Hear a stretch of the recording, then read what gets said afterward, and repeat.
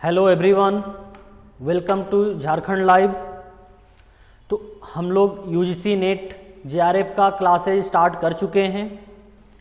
जून 2023 के लिए प्रिपरेशन चालू हो गया है। तो आज हम लोग बात करने वाले हैं यूजीसी नेट जेआरएफ का पेपर 2 कॉमर्स सब्जेक्ट के बारे में। आज हम लोग क्या डिस्कशन करेंगे, जो कॉमर्स सब्जेक्ट है। जो पेपर 1 है वो तो सबके लिए कॉमन है, उसका ऑलरेडी एक लेक्चर अपलोडेड हो चुका है। और क्या क्या सिलेबस है, क्या क्या सिलेबस का पार्ट है, यूनिट है, वो सब डिस्कशन हो चुका है। एलिजिबिलिटी क्राइटेरिया भी डिस्कशन कर चुके हैं ऑलरेडी। तो आज हम लोग डिस्कशन करने वाले हैं कॉमर्स सब्जेक्ट, जिनका कॉमर्स और मैनेजमेंट है, दोनों के लिए ये यूनिट काम आने वाला है। तो कॉमर्स का यूनिट 2 है अकाउंटिंग एंड ऑडिटिंग। टोटल जैसा कि आप लोगों को पता होगा कि टोटल कितना यूनिट है पेपर 2 में, कॉमर्स में 10 यूनिट है। तो 10 यूनिट में से ये दूसरा यूनिट आज हम स्टार्ट करने वाले हैं, अकाउंटिंग एंड ऑडिटिंग, जो आपका फेवरेट सब्जेक्ट है। तो अकाउंटिंग क्या होता है, आप लोग बचपन से पढ़ते हुए आ रहे हैं, 11th क्लास से पढ़ते हुए आ रहे हैं, पीजी तक भी पढ़े होंगे अकाउंटेंसी, है ना। और ऑडिटिंग भी पढ़े होंगे ग्रेजुएशन में कि ऑडिटिंग क्या होता है। तो इसके बारे में डिस्कशन करने वाले हैं आज हम लोग।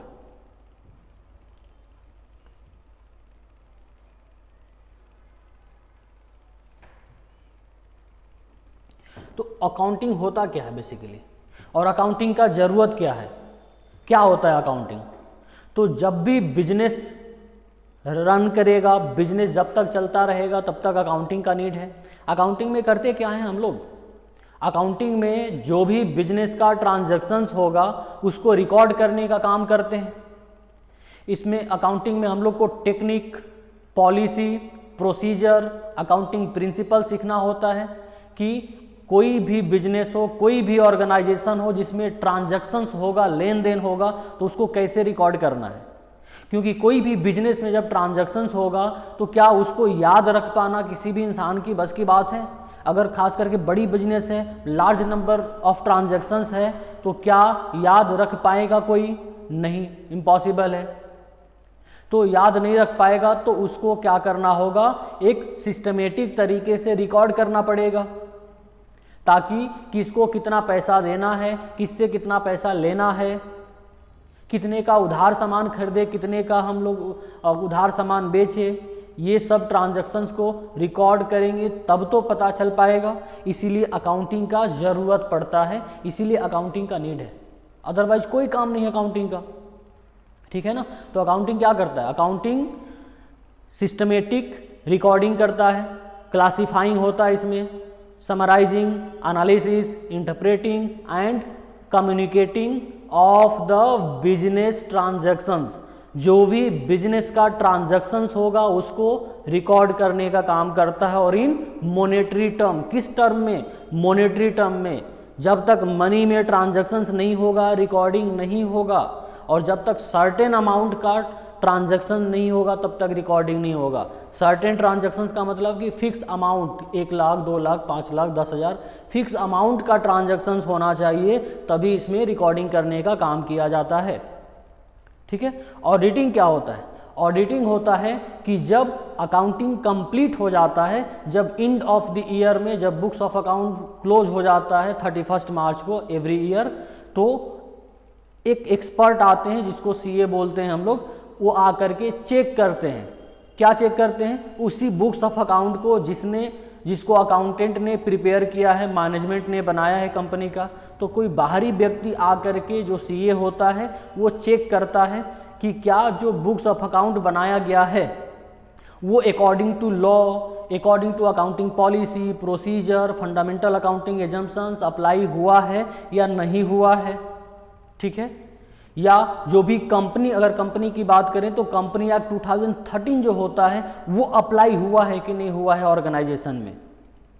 और जो भी वेरियस जो भी लॉ, रूल्स, रेगुलेशंस होता है, जैसे टैक्सेशन लॉ होता है, लेबर लॉ होता है, इन्वायरमेंट लॉ होता है, एचआर लॉ होता है, ये सब कुछ का अकाउंटिंग किया गया है प्रॉपर मैनर में कि नहीं किया गया है। जो भी फिनेंशियल रिपोर्टिंग फ्रेमवर्क है उसके अकॉर्डिंग उसी मैनर में अकाउंटिंग किया गया है कि नहीं किया गया है, ये सब चेक किया जाता है क्या चीज़ में, ऑडिटिंग में। इसी चेक करने का इंटायर प्रोसेस को ही ऑडिटिंग बोला जाता है।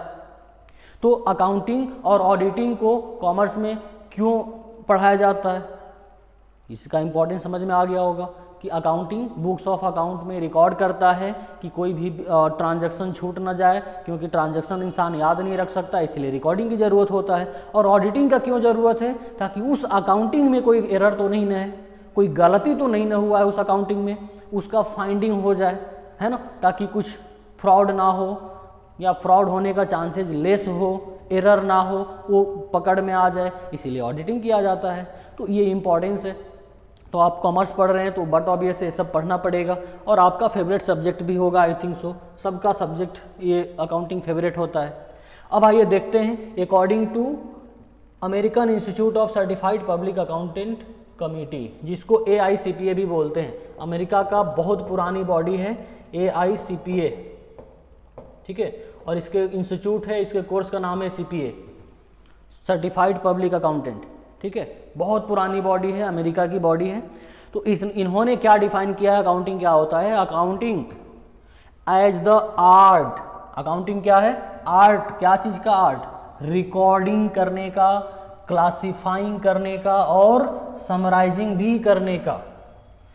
क्या क्या, रिकॉर्डिंग, क्लासिफाइंग, थर्ड क्या है, समराइजिंग भी करता है अकाउंटिंग में, in a significant minor. Significant minor का मतलब समझिए सिस्टमेटिक वे में, सिस्टमेटिक तरीका से रिकॉर्ड किया जाता है। सिस्टमेटिक का मतलब क्या हुआ कि एक डेबिट होगा तो दूसरा क्रेडिट होगा, या लेजर आप लोगों ने बनाया होगा तो एक पोस्टिंग दूसरे अकाउंट में डेबिट में होगा तो अलग अकाउंट में क्रेडिट में होगा, है ना, पढ़े होंगे आप लोग, समझ में आ रहा होगा ये चीज़ें।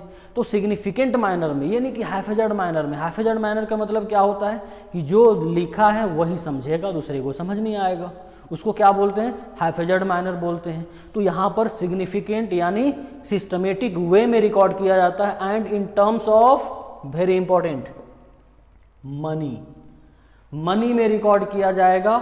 ये यूनिट्स में रिकॉर्ड नहीं होता है, नंबर्स में रिकॉर्ड नहीं होता है, मनी में रिकॉर्ड होता है। आज तक जब भी आप लोग जर्नल एंट्री पास किए होंगे या लेजर बनाए होंगे, उसमें क्या किए होंगे, सब जगह अमाउंट, रुपए पैसे की तो बात करते हैं हम लोग कॉमर्स में, भले हम लोग के पास पैसा नहीं है ना, लेकिन हम लोग रुपए पैसे में ही डील करते हैं, तो ये मनी में ही रिकॉर्ड होता है। Money transactions and event which are in part at least of a financial character. Financial character का मतलब वही मॉनेटरी टर्म में, and interpreting the result thereof, interpret भी होता है रिजल्ट का। रिजल्ट का मतलब एंड ऑफ द ईयर में हर एक बिजनेस या कंपनियां क्या बनाती है, trading and profit and loss account, balance sheet बनाती है, जिसको क्या बोलते हैं, फिनेंशियल स्टेटमेंट बोलते हैं। तो उससे क्या पता चलता है, कंपनी का या बिजनेस का रिजल्ट पता चलता है। रिजल्ट कैसे पता चलेगा, आपका रिजल्ट कैसे पता चलेगा, आपने कितना मार्क्स लाया, पास किए मतलब रिजल्ट बेहतर, पास नहीं किए तो रिजल्ट खराब हुआ। वैसी कंपनियों का भी तो रिजल्ट आएगा, उसका रिजल्ट का मतलब क्या हुआ, प्रॉफिट, प्रॉफिट अच्छा हुआ कंपनी बहुत अच्छी है, प्रॉफिट कम हुआ कंपनी अच्छी नहीं है। तो उसका रिजल्ट फिनेंशियल स्टेटमेंट बना करके आता है। फिनेंशियल स्टेटमेंट मतलब trading and profit and loss account, balance sheet, इसके अलावा भी cash flow, changes in equity, notes to account भी होता है। तो ये सब से फिनेंशियल स्टेटमेंट बना करके तब किसी भी कंपनी का रिजल्ट पता करते हैं कि कंपनी का प्रॉफिट या लॉस कितना हुआ या फिनेंशियल पोजीशन कितना है, परफॉर्मेंस कैसा है। वही तो होता है अकाउंटिंग। आया समझ में अकाउंटिंग क्या होता है, और आप लोगों ने किया भी होगा यही चीज़, अकाउंटिंग में यही होता ही है। नेक्स्ट,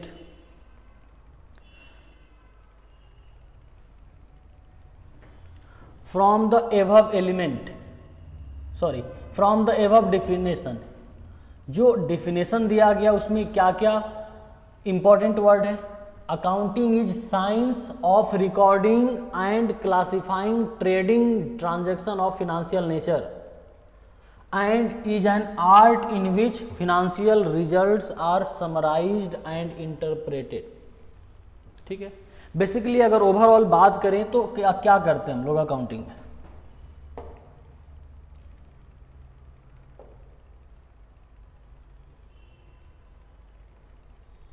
अकाउंटिंग में हम लोग करते क्या है,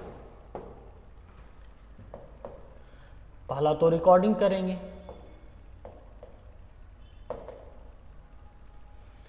फिर क्या करते हैं, क्लासिफाइंग भी करने का काम करते हैं, और फिर क्या करते हैं,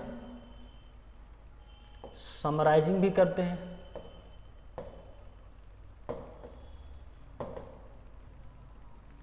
और क्या करते हैं,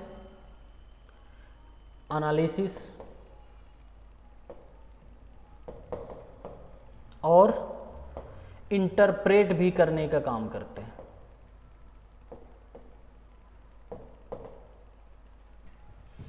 और ये बोल सकते हैं कि कम्युनिकेट भी करते हैं।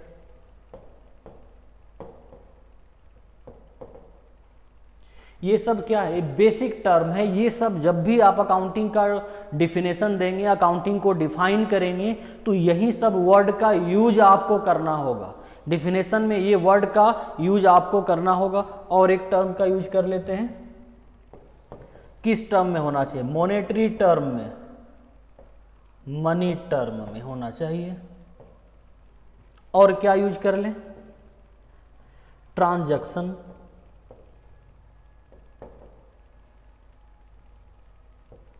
क्या चीज का रिकॉर्ड करेंगे, ट्रांजैक्शंस का। सबसे पहले ट्रांजैक्शंस का ही बात कर लेते हैं, बिजनेस ट्रांजैक्शंस।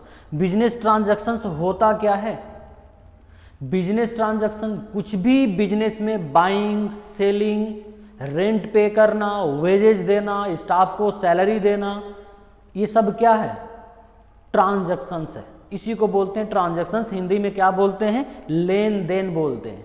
क्लियर है, लेन देन करना।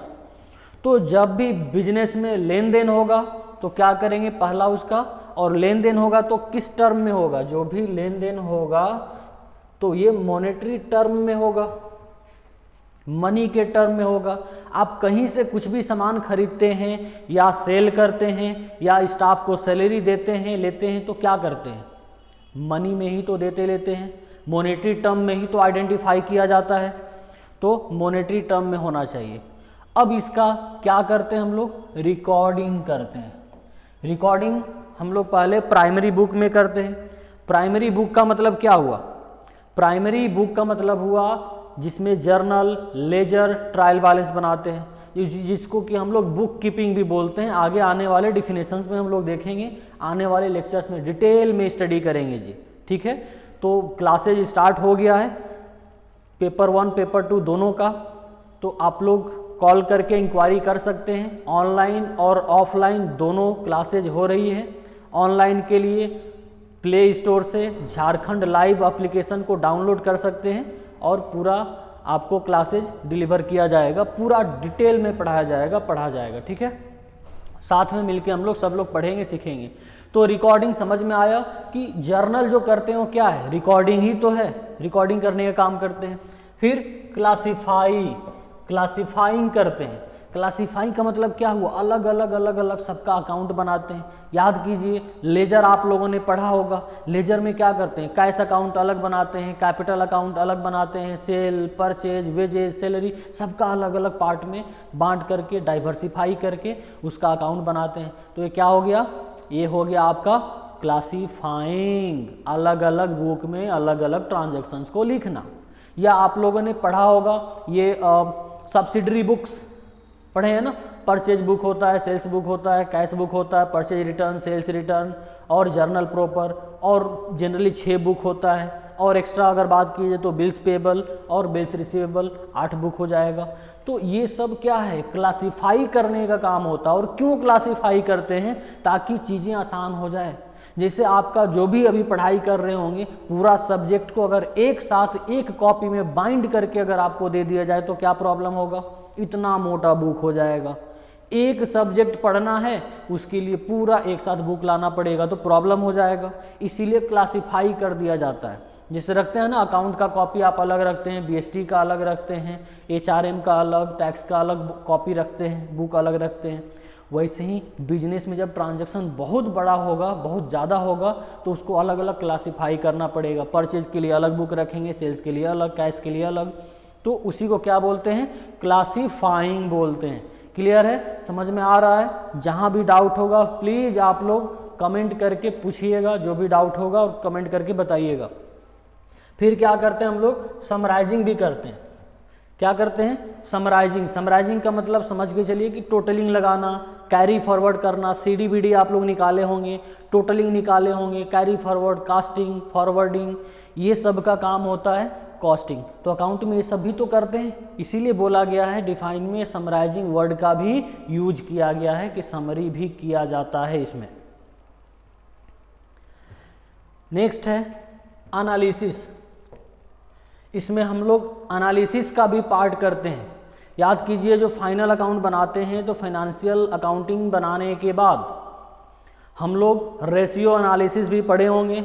रेशियो एनालिसिस क्या है, एनालिसिस करते हैं, एनालिसिस करके उसमें से कुछ इंपॉर्टेंट इन्फॉर्मेशन निकालते हैं, एक डेटा को दूसरे डेटा के साथ को रिलेशन इस्टाब्लिश करके और कुछ इन्फॉर्मेशन गैदर करने की कोशिश करते हैं। मैनेजरियल डिसीजन लेने की कोशिश करते हैं कि लास्ट ईयर में सेल्स कितना था, इस ईयर में सेल कितना है, बढ़ा या घटा, कितना बढ़ा कितना घटा, अच्छा हुआ खराब हुआ, ये सब क्या करते हैं, एनालिसिस करते हैं। तो अकाउंटिंग में एनालिसिस का पार्ट भी होता है, ठीक है, जिसको हिंदी में बोलते हैं विश्लेषण करना कि हुआ क्या है।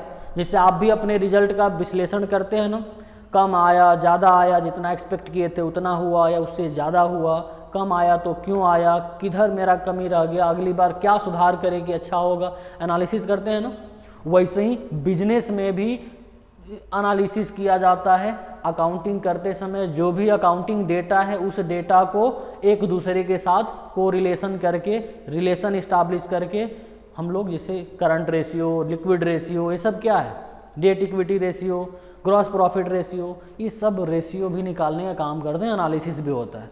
अब एनालिसिस करके क्या करेंगे, उसका इंटरप्रिटेशन देंगे, इंटरप्रेट भी करने का काम करते हैं। इंटरप्रेट का मतलब क्या हुआ कि वो रिजल्ट फाइंडिंग हुआ क्या, एनालिसिस करके पता क्या चला, अच्छा पता चला, खराब पता चला। जैसे सेल्स पिछले साल था 10 लाख का, इस साल सेल्स हुआ 15 लाख, तो क्या हुआ, 5 लाख का एक्स्ट्रा सेल हुआ।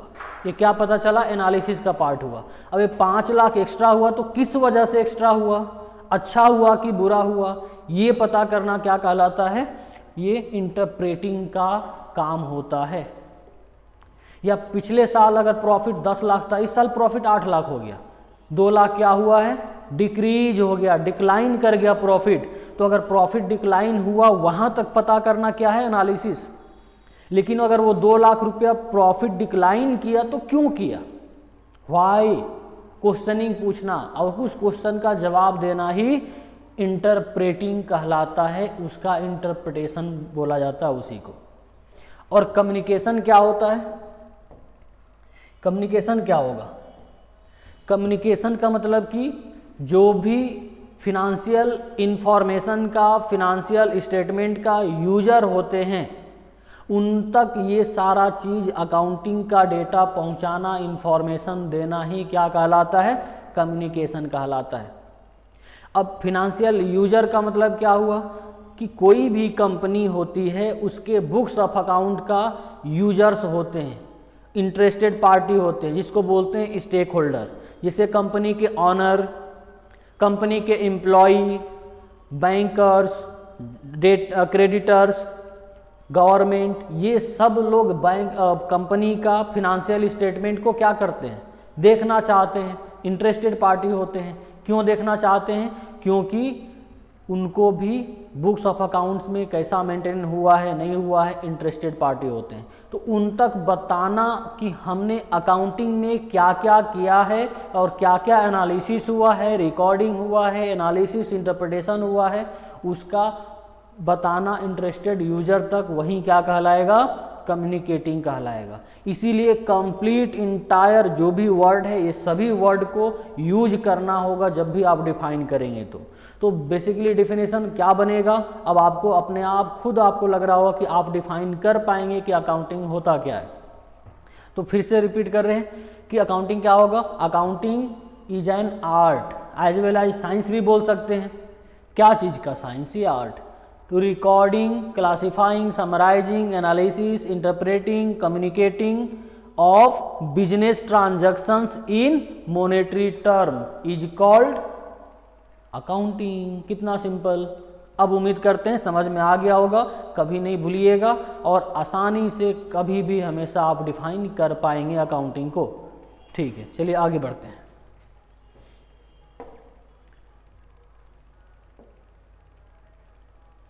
अब देख लेते हैं कि अकाउंटिंग का कैरेक्टरिस्टिक्स क्या होता है।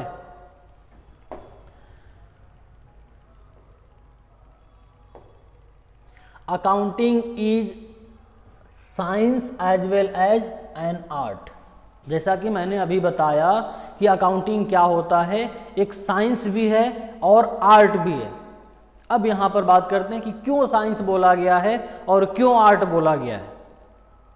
अगर हम आपसे सवाल पूछें कि कैश सेल्स हुआ है 5000 का, है ना, गुड सोल्ड इन कैश 5000 का, क्या एंट्री पास करेंगे? जल्दी से एंट्री पास करके कमेंट करके बताइएगा जी। कैश सेल हुआ है यानी गुड्स सेल किए हैं कैश में ₹5000, बताइए क्या एंट्री बनेगा? कमेंट करके तब तक बताइए, हम यहाँ पर लिख रहे हैं। तो क्या एंट्री बनेगा? कैश अकाउंट डेबिट और टू सेल्स अकाउंट 5000 और यहाँ पर भी 5000 लिखेंगे।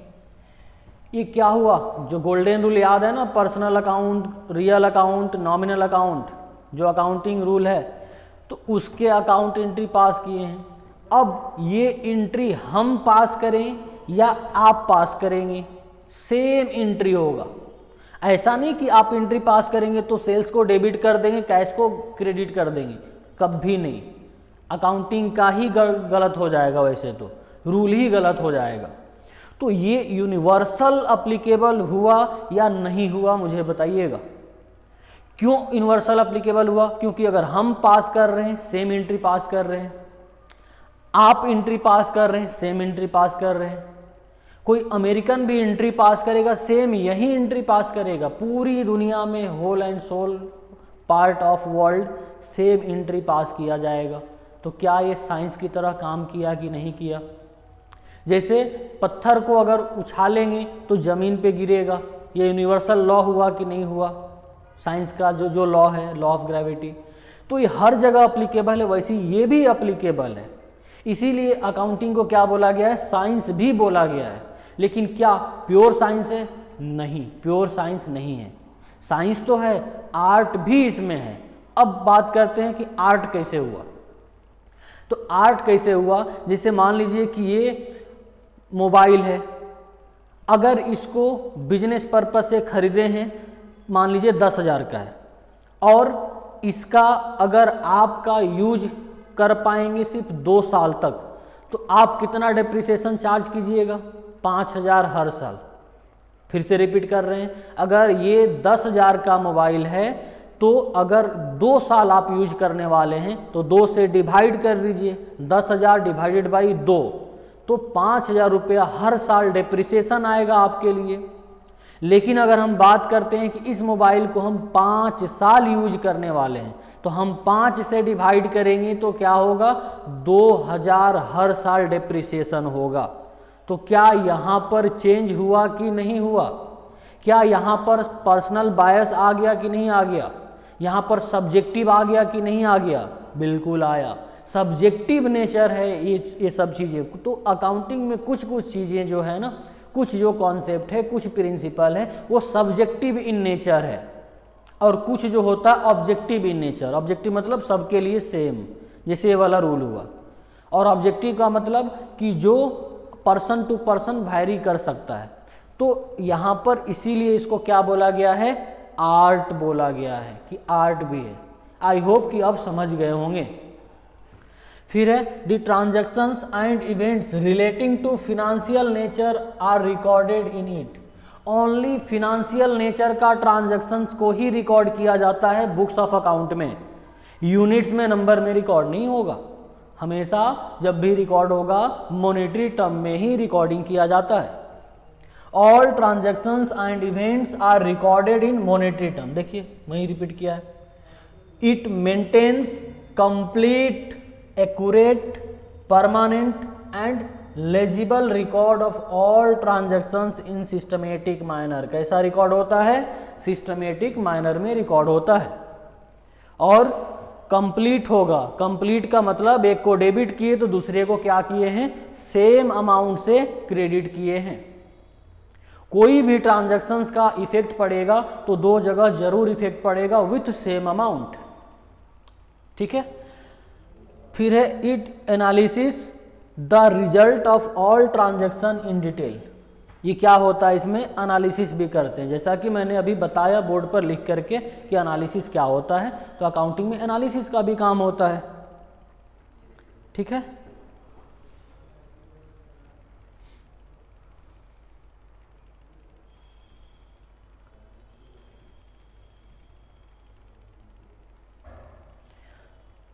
तो आज के लिए इतना ही रखते हैं, जो डिफिनेशन था आज का क्लास यहीं ऑफ रखते हैं। तो ज़रूर कमेंट करके बताइएगा समझ आया या नहीं आया।